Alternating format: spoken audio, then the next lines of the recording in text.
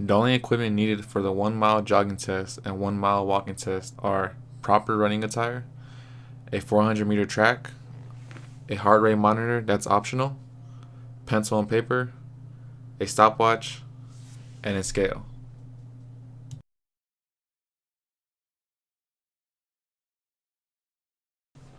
For the warm-up, the 3 stretches I chose for dynamic stretching was the walking lunges with the twist.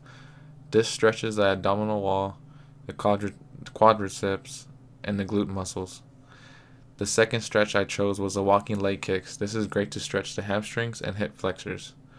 And the third stretch I chose was butt kicks, a great dynamic stretch for the quadriceps.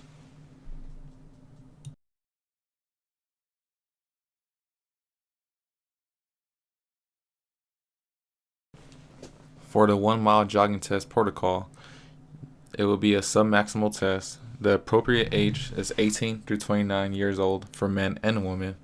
It requires a moderate, steady state exertion. Heart rate must be immediately measured following the test. The elapsed time to complete should be at least 8 minutes for males and 9 minutes for females. Heart rate should not exceed 180 beats per minute.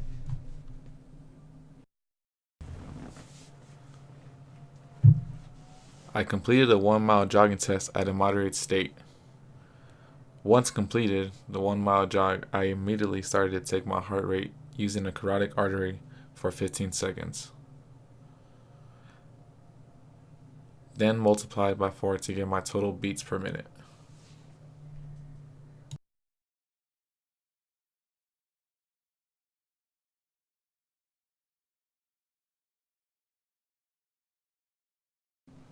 The 1 mile walking test is a submaximal test.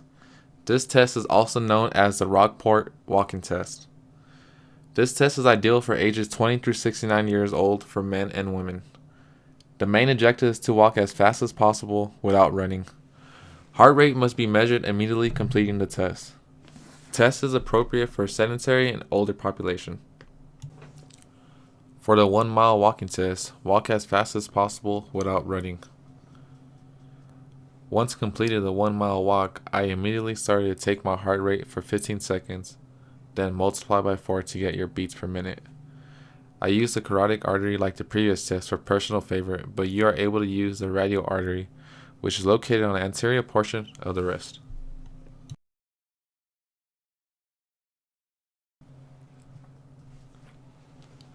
In order to calculate my VO2 max for the 1 mile jog, I used the following equation. First, I converted my body weight pounds to kilograms. The time was converted from seconds into minutes.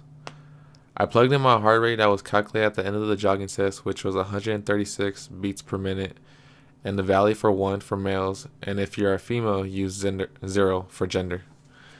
In order to get the seconds into minutes, I got the number of seconds, which was 34 divided by 60. That gave me a value of 0.57. I plugged the values into the formula as given: 80 kilograms for my body weight, 8.57 for my time, 136 for beats per minute, and 1 for my gender.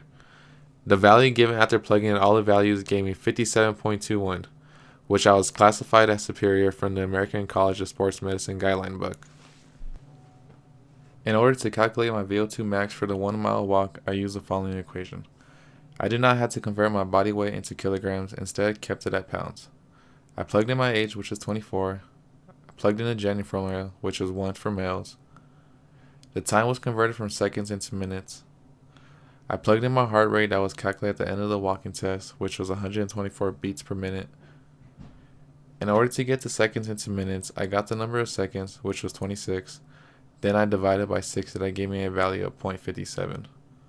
I plugged the values into the formula as given: 177 pounds for my body weight, 24 years of my age. The gender value was 1. My time was 13.43, and my heart rate was 136 beats per minute. The value given after plugging in all the values gave me 53, which I was classified as superior.